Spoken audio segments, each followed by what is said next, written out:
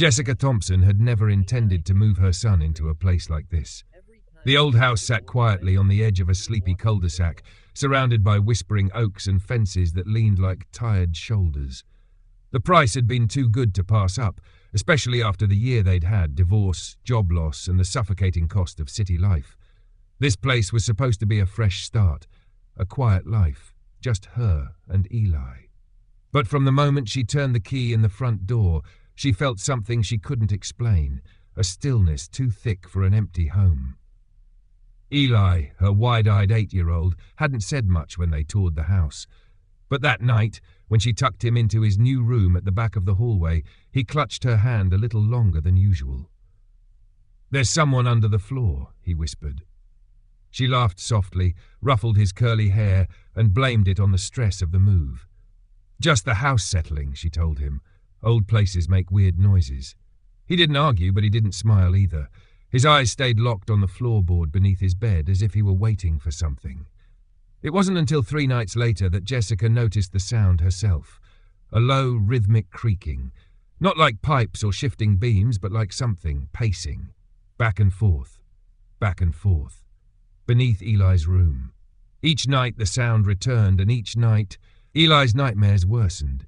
He began sleepwalking, standing at the foot of her bed, silent and shaking. Desperate for help, Jessica turned to the one person in the neighborhood she'd managed to talk to, Olivia Trent. Retired sergeant, tough as nails, lived alone with her aging German shepherd, Rex. Olivia had been kind during their first encounter, offering to help them settle in.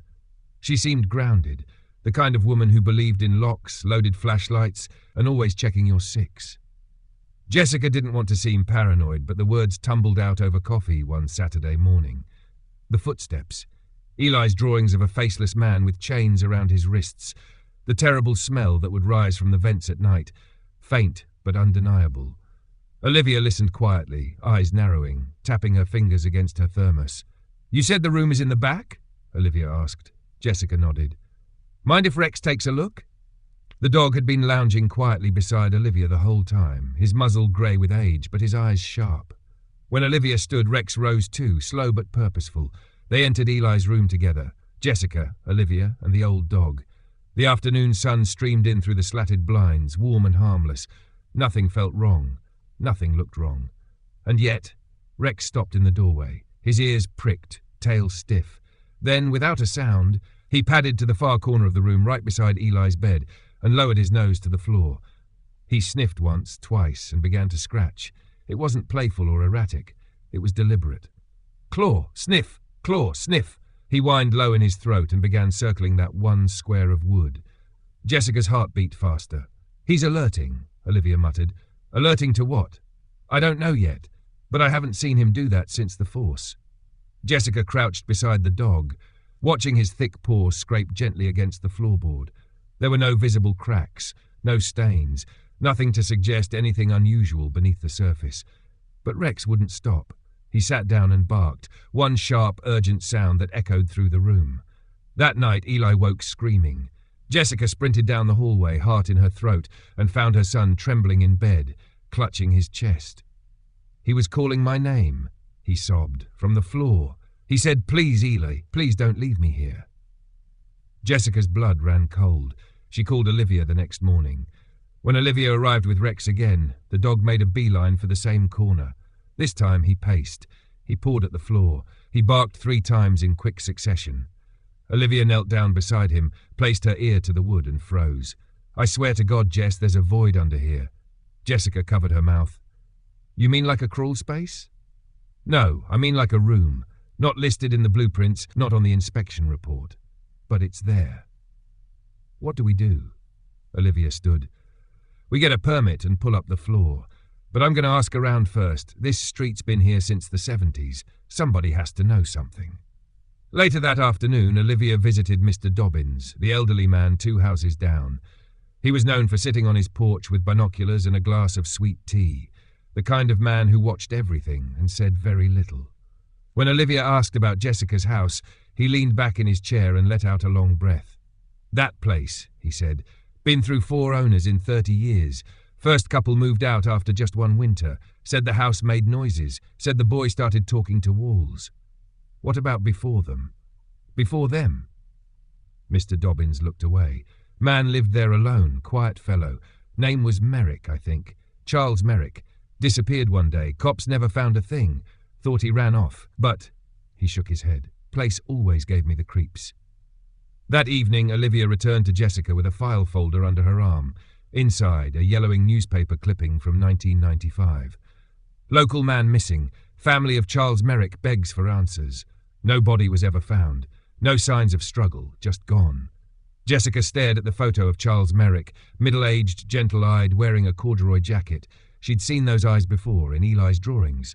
That night, Olivia slept on Jessica's couch. Rex curled up outside Eli's bedroom door like a sentry, and for the first time since they'd moved in, the house was silent. But Olivia knew better. The silence was just the beginning. Jessica had always prided herself on being rational.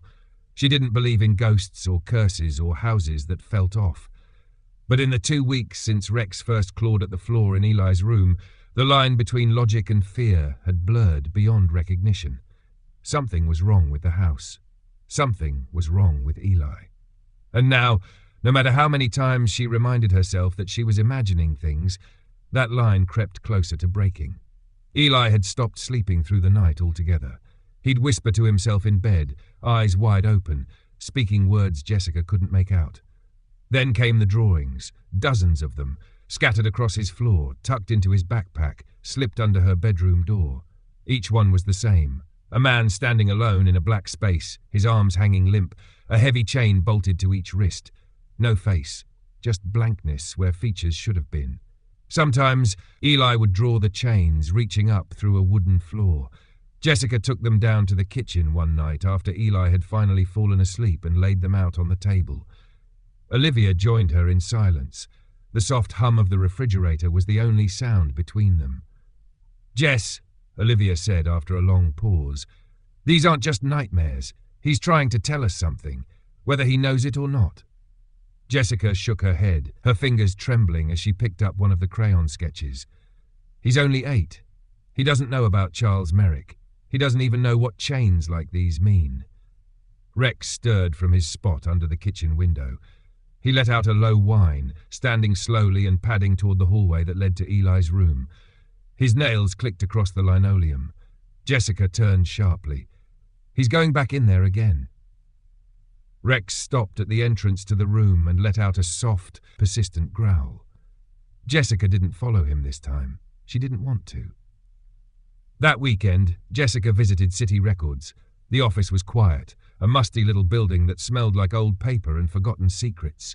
She asked the clerk for any renovation history on the house.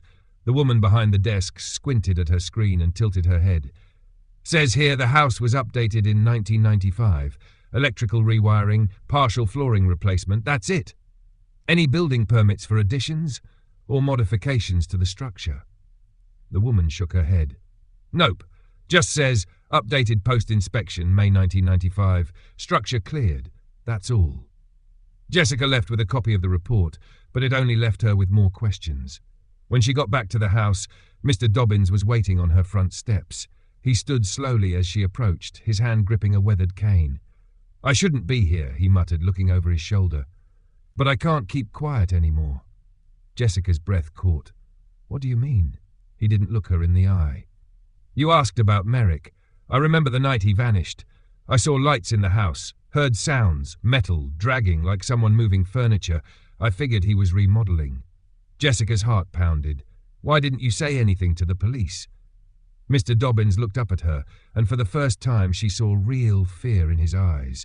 Because a week later someone else moved in. Just like that, no sale, no movers, just appeared.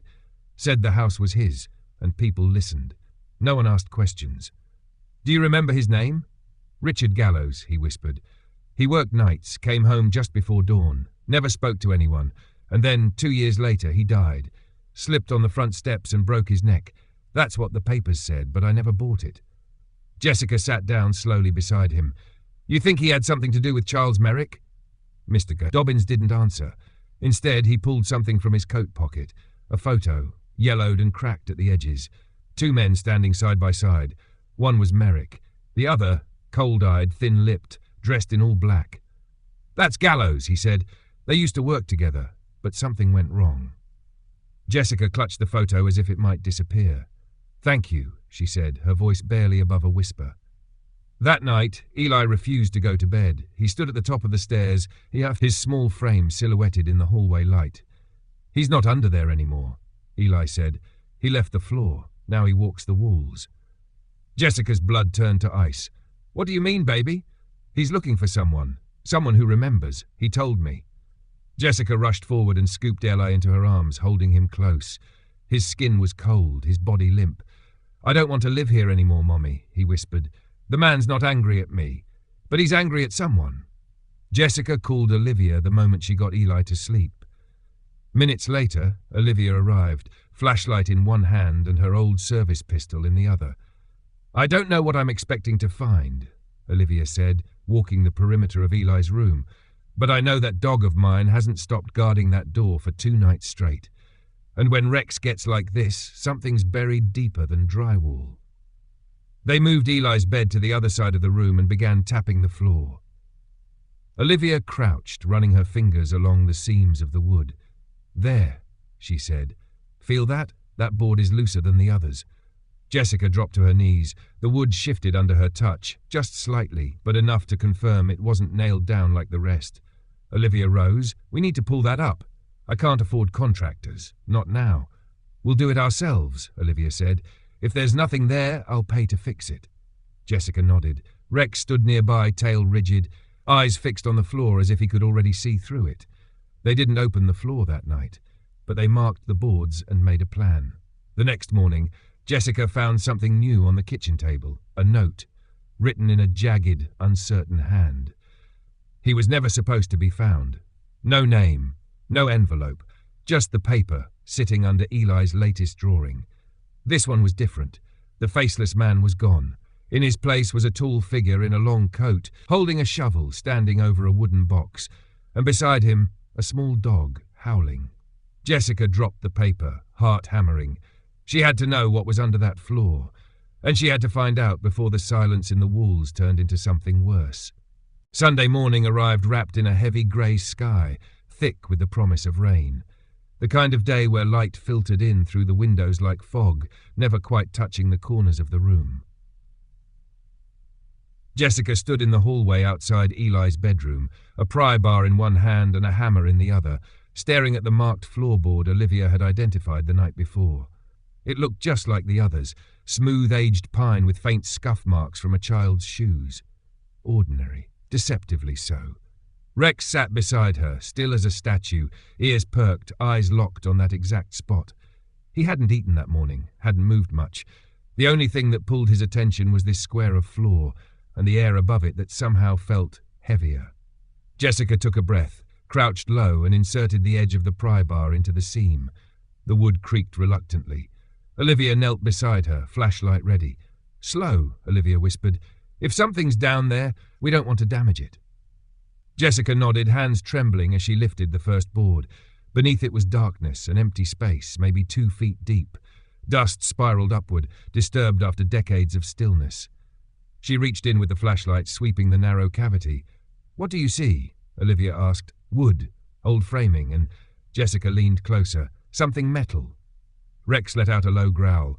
They removed 3 more boards, widening the opening. A rectangular void opened beneath them. At first glance, it looked like a sealed crawl space. But as the light reached deeper, they saw it wasn't just a space. It was an entry. A wooden hatch, barely visible, rested at the bottom of the shallow cavity. There was no handle, only a faint indentation where fingers might have once pried it open. Jessica exchanged a look with Olivia. "I don't like this," Olivia muttered. "This doesn't belong here. It's not on the blueprint. It's not even built to code." Jessica swallowed. But it was meant to be hidden. Together they pulled the hatch free. Beneath it was a narrow shaft, maybe 4 feet across, lined with concrete. A cold draft blew upward, faint but unmistakable. The smell that came with it was strange. Not decay, not mold. Something metallic. Rust and time and old breath. Olivia lowered her flashlight inside. The beam disappeared into darkness. "There's a ladder," she said. old steel rungs bolted to the wall, at least 10 feet down. Jessica felt her stomach twist. You think this leads to the basement? There's no basement, Olivia said flatly. This house wasn't built with one. That's not a basement. That's something else. Jessica stepped back. We should call someone. We will, but I'm going down first. Before Jessica could object, Olivia had slipped her foot onto the top rung and started to descend. Rex whined, pacing the floor above, tail twitching. Jessica hovered at the edge, heart pounding, listening to the sound of metal groaning under Olivia's weight. I'm at the bottom, Olivia called softly. It opens into a small room. Walls are concrete. I see a light fixture. No bulb. Hold on. Her voice drifted off. The silence that followed was unbearable. Olivia? Jessica called down. Nothing. You need to see this. Jessica climbed down slowly, feeling each step rattle beneath her. When her feet finally touched solid ground, she turned and faced the hidden room. It was no bigger than a walk-in closet, maybe 10 by 10 feet. The walls were stained with watermarks and age, the ceiling low enough to brush with an outstretched hand. In the far corner, an old wooden chair stood bolted to the floor. Rusted cuffs dangled from each armrest. Scratches marred the wall behind it. Dozens of jagged marks, like someone had clawed at the concrete with their bare hands. Nearby, a stack of rotting cardboard boxes sat collapsed against the wall. Jessica backed away, her breath catching. What the hell is this? Olivia didn't answer. She was crouched near a bundle of cloth in the opposite corner. As Jessica approached, she saw what it was, an old coat, folded carefully, dusty but undisturbed. Beneath it, half tucked in the lining, was a small leather-bound book. Olivia held it up. There's a name inside, Charles Merrick. Jessica's knees went weak. She gripped the wall to steady herself. There's more, Olivia added, pointing to the boxes. Old photographs, a tape recorder, possibly letters. They didn't touch anything else. Olivia took photos with her phone and made sure the space was sealed again before climbing out. Back upstairs, she made the call to the police. Jessica sat in silence with Rex beside her, still watching that hole in the floor. Within the hour, 2 officers arrived to begin the official search. They cordoned off the room, began documenting evidence, and asked both women to give statements. Eli was sent to stay the night with a neighbour Jessica barely knew but trusted more than the thought of him staying in that room. One of the officers, a younger man with a rigid jaw and skeptical eyes, climbed up from the shaft, holding the tape recorder. Looks like it might still work, he said. We'll have to process it back at the station. Rex barked once, loud and sharp. The officer jumped slightly. That your dog? He's retired, Olivia said, her voice tight, but he's the reason we found this. The officer nodded, but his eyes lingered on the open floor longer than they should have. That night, the house felt colder than usual. Even with Eli gone, Jessica couldn't sleep. She stood in the hallway outside his room, staring at the taped-off opening, her arms wrapped around herself. Olivia emerged from the guest room, rubbing her eyes. You okay? She asked. No, Jessica admitted. I don't think I'll ever be okay again. We found something that was never supposed to see light, Olivia said. You did the right thing. Jessica looked down at Rex, now curled in the hallway, ears still alert. What do you think he knew? What made him keep going back to that spot?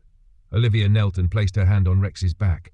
Sometimes I think dogs remember things we've forgotten. Smells, sounds, emotions. Maybe this place held something that never fully went away. Jessica's eyes welled. You think Charles Merrick was alive down there? For a while? I don't know, Olivia said softly, but I think he wanted someone to know he hadn't left willingly. Lightning cracked far in the distance. Rain finally began to fall, pattering softly against the windows like faint knocking. Downstairs, the police were still working. But upstairs, Olivia and Jessica stood in silence, 2 women, a dog, and the weight of a secret finally beginning to surface. Somewhere in the walls, the past had stirred, and it wasn't finished speaking. By Monday morning, the quiet neighbourhood buzzed with whispers. Word had spread quickly.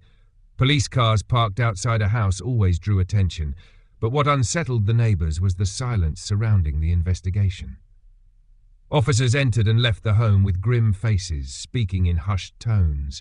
No official statement had been released yet, but people talked about the strange boy, the new mother, and the dog that wouldn't stop barking at the floor. Jessica tried to block it all out. She stood in the living room with her arms folded tightly, eyes fixed on the sealed-off hallway where Eli's bedroom had become a crime scene. Her fingers dug into her sleeves like anchors. Her home, once a symbol of starting over, now felt like a cage of memories that weren't hers. Olivia sat beside her, holding a cup of black coffee gone cold. Rex lay on the floor between them, his head resting on his paws but his eyes still sharp. Still watchful. He had barely rested since they uncovered the hidden chamber. "They said they're bringing in forensic specialists today," Olivia said. "They're going to pull that entire subfloor and document everything in the room." Jessica nodded slowly, as if the words had to fight their way into her brain. "I keep thinking about the chains," she whispered. "How many nights did he sit there, just waiting?" Olivia didn't answer. There was no answer. Later that afternoon, one of the officers returned with something they'd retrieved from the hidden room. A wooden box about the size of a toolbox, covered in dust and bound with a rusted clasp. Jessica was hesitant to open it, but Olivia insisted on doing it together, under the supervision of the officer. Inside, wrapped in faded cloth, were 2 cassette tapes, a stack of black and white photographs, and a worn manila folder thick with yellowed pages. Jessica reached for the photographs first. Each one showed the same man, Charles Merrick, posing in different places, his backyard a sunny trail, standing beside an old pickup truck. He had kind eyes, a warm smile, and always seemed slightly uncomfortable in front of the camera, like he wasn't used to being seen. In several photos, another man appeared beside him, taller, leaner, with deep-set eyes and a peculiar stiffness in his posture. Jessica held up one of the photographs. "That's Gallows," she murmured. "Mr. Dobbins was right." The officer nodded. "We're cross-checking with employment records. They worked together at a local manufacturing plant in the early 90s, but Gallows was never listed as a resident of this property until 1995. Olivia raised an eyebrow. The year Merrick disappeared. The officer glanced at the cassette tapes. "We're getting those digitized now. Should have audio in a few hours." While they waited, Olivia and Jessica took time to read through the papers in the manila folder. They were handwritten journal entries, some pages smudged with water damage, others still clear as the day they'd been written. Charles had kept a record of his final days. His handwriting was neat, precise, but grew shakier as the pages went on. March 4th, 1995. I tried to leave today. I got as far as the garage before I blacked out. When I woke up, I was back in the chair. I think he drugged me. March 10th. The light bulb burned out 3 days ago. I hear him walking above me, dragging something across the floor. He talks to himself at night. I think he's unraveling. March 14. I don't know how long I've been here anymore. Time doesn't move. He brings me food once a day, just enough to stay alive. I asked him why. He said, "Because you remember." Jessica stared at that last line for a long time. "What did he mean?" she asked. Olivia leaned forward. Gallows must have done something Charles witnessed, something worth silencing him over. They flipped through more pages. As the entries grew more disjointed, Charles's words became desperate, philosophical. He began addressing someone, maybe himself, maybe the reader, pleading not to be forgotten. March 21st. I've recorded everything I can remember. If anyone finds this, don't believe what they said about me. I didn't leave. I was taken. I was buried beneath my own house. Jessica had to step away. The words echoed like a scream, trapped in a bottle. That evening, the audio team returned with the digitized version of one of the tapes. Olivia and Jessica sat on the couch while the officer set up a speaker. The room was quiet, save for Rex's slow breathing. The tape began with static. Then came a soft clicking, as if someone was adjusting the recorder. Then, his voice. "This is Charles Merrick. If you're hearing this, I didn't make it out." His voice was low, strained, full of resignation. "I've been down here for weeks, maybe months. I lost count. I know why he did it. I saw the ledger, the shipments, the names, the children." Jessica's breath caught. He was laundering something through the factory, not just money, people. "I found out. I told him I'd report it, and the next morning I woke up down here." There was a pause, a rustling sound. "I think he killed someone, a boy. I saw a picture once in his drawer. Said the kid asked too many questions. I think his name was Aaron." Jessica and Olivia exchanged a horrified glance. I don't know if anyone will ever find this, but if they do, tell my mother I didn't leave her. I didn't run away." A long silence followed, then one final whisper. "I just wanted someone to know the truth." The tape clicked off. Jessica sat frozen, her hand over her mouth. The room seemed to pulse with the weight of what they'd heard. "He was trying to expose something much bigger than himself," Olivia said, "and Gallows made sure no one would ever believe it." "But why hide the room?" Jessica asked. "Why not destroy it?" "Because Gallows wasn't trying to erase Charles. He was using the fear. Maybe he thought keeping him down there, keeping that room intact, gave him control.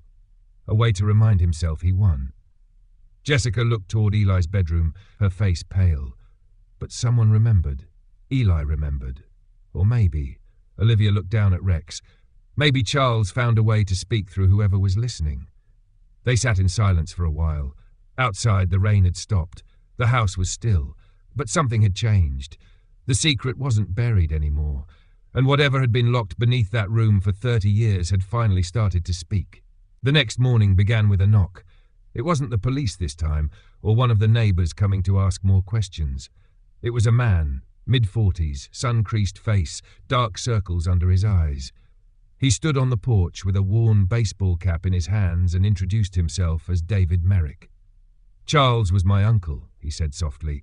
Jessica stared at him in stunned silence before slowly stepping aside to let him in.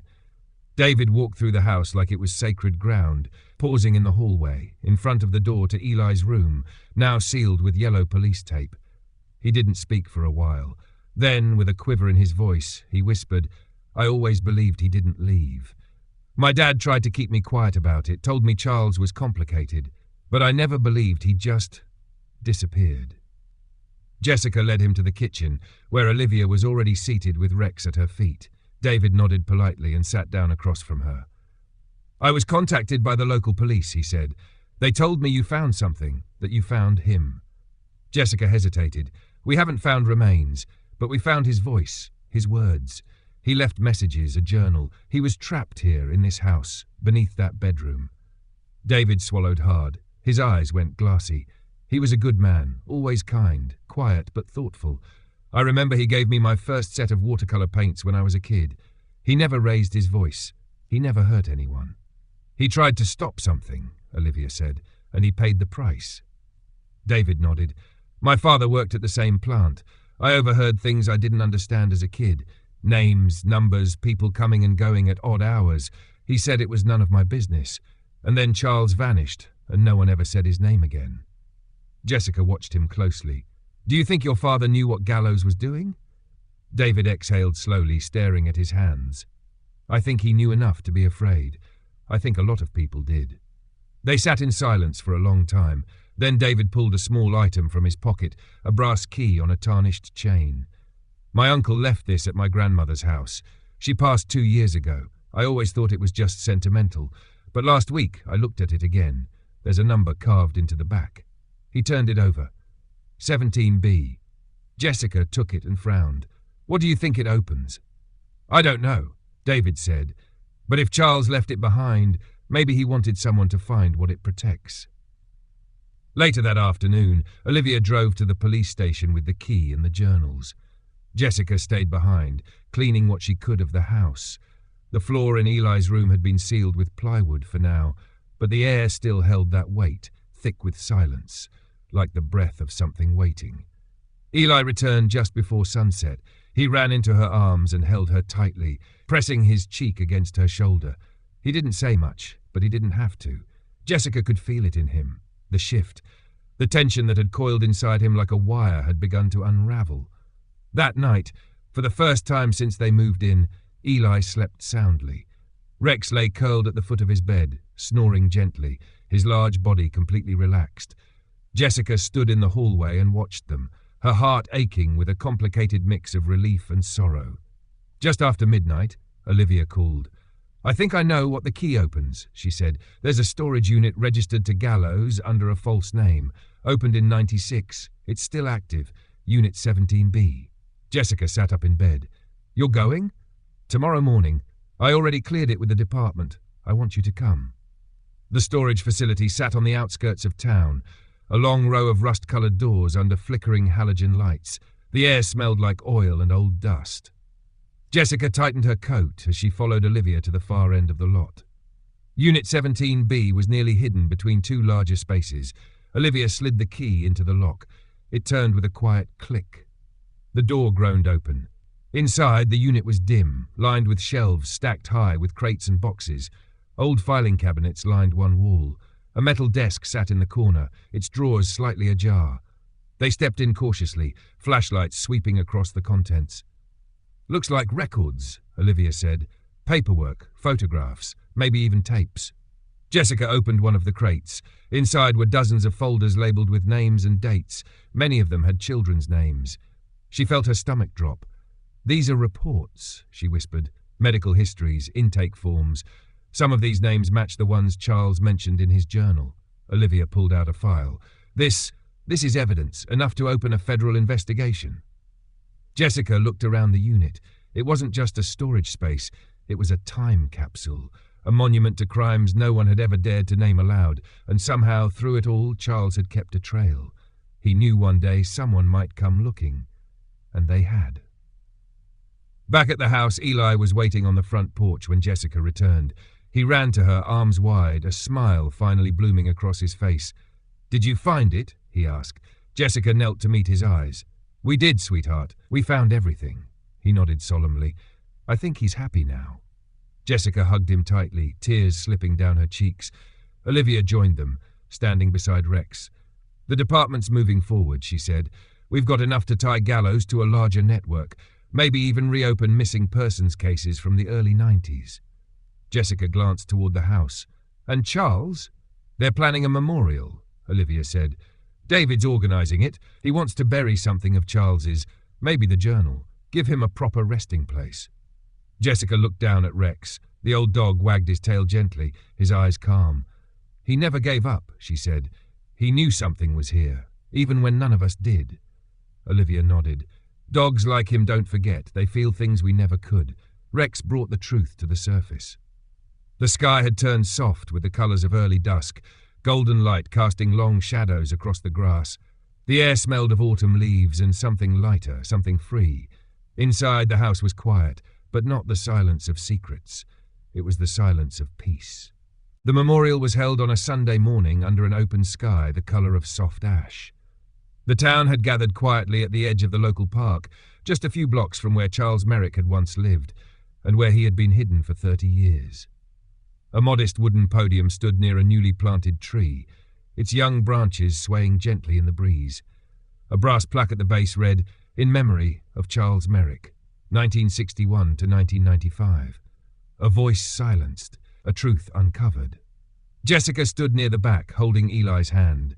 He was dressed in a small navy sweater and khakis, his shoes neatly tied for once. He didn't fidget, didn't speak.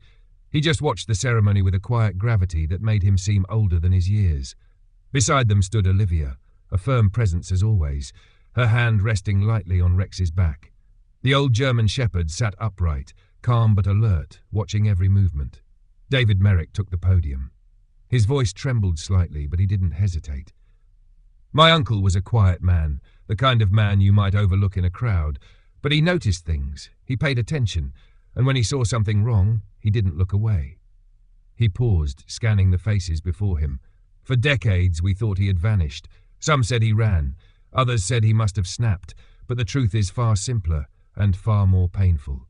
He was silenced, because he stood up, because he remembered, and because he chose not to be afraid."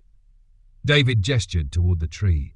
"Today, we plant this in his name, not just to remember him, but to remember the truth, because the truth does not stay buried forever." As he stepped away, the small crowd clapped softly. Jessica felt a tightness in her chest, an ache she hadn't expected. She hadn't known Charles Merrick, not really. But through his words, his pain, and the quiet defiance in every page of his journal, she had come to understand him. And more than that, she had felt him in her home, in her son's voice, in the sound of the floor beneath their feet. That evening, the house felt different. Jessica had repainted Eli's room, new floors, new curtains. The same sunlight streamed through the window, but it didn't seem as heavy. She'd even let him pick out a new lamp shaped like a rocket, which now glowed gently in the corner. Eli lay in bed, eyes fluttering shut, his breath slow and steady. No nightmares, no whispering in the walls, just the sound of a child resting safely. Jessica stepped into the hallway, where Olivia leaned against the wall with a cup of tea. "First full night home," Olivia said softly. Jessica nodded. "Feels like we've crossed some invisible line, like the house is breathing again." Olivia took a sip and smiled faintly. "Sometimes places remember, but they can also heal." Rex sat at the top of the stairs, tail gently brushing the hardwood. He didn't seem tense anymore. He didn't watch Eli's door the way he had for weeks. Tonight, he just rested. Jessica walked over and knelt beside him. "You knew all along, didn't you?" The dog lifted his head, touched her knee with his nose, then settled again. "You're a hero," she whispered, "a quiet one." In the weeks that followed, life resumed, but not as it was before. The house saw laughter again. Small moments like Eli chasing bubbles in the backyard, Jessica playing old records while cooking dinner, Olivia visiting more frequently, sometimes bringing new treats for Rex, who accepted them with the patience of a king. The police investigation continued quietly. The contents of the storage unit had triggered a broader inquiry, reopening cases across state lines, some dating back to the late 80s. Names once forgotten were spoken again. Missing children reclassified, parents finally given answers. Jessica stayed in touch with David. He visited occasionally, helping plant flowers around the memorial tree or sharing old photos of Charles. One evening, he handed Jessica a small envelope. "I think you should have this," he said. Inside was the original journal, the one Charles had written in beneath the floor. It was worn and delicate. The ink faded in some places, but it still held its weight. "I can't," Jessica started, but David shook his head. "You gave him back to us. You gave him a voice. Keep it." She kept it in a drawer beside her bed, not because she wanted to remember the darkness, but because it was proof that truth endures, even when buried. One Saturday, Jessica and Olivia took Rex and Eli to the park. The boy ran ahead, laughing as he chased birds near the swings. Rex trotted beside him, tail wagging in lazy arcs. The sun was warm, the grass soft. The world for once felt right. As they approached the memorial tree, Eli stopped. He looked up at its branches, now thick with green, and whispered something Jessica didn't catch. "What did you say, baby?" she asked. Eli turned and smiled. "I told him we're okay." Jessica crouched and kissed his forehead. "I think he knows." Rex barked once, gentle and low. That night, as the last rays of sunlight slipped behind the hills, Jessica sat on the porch, a cup of tea in her hands. Rex lay beside her, his head on his paws, watching the wind move through the trees. Inside, Eli was asleep, his rocket lamp casting soft shadows on the wall. The house no longer creaked with unseen footsteps. No voices called from beneath the floor. The silence now was clean, whole.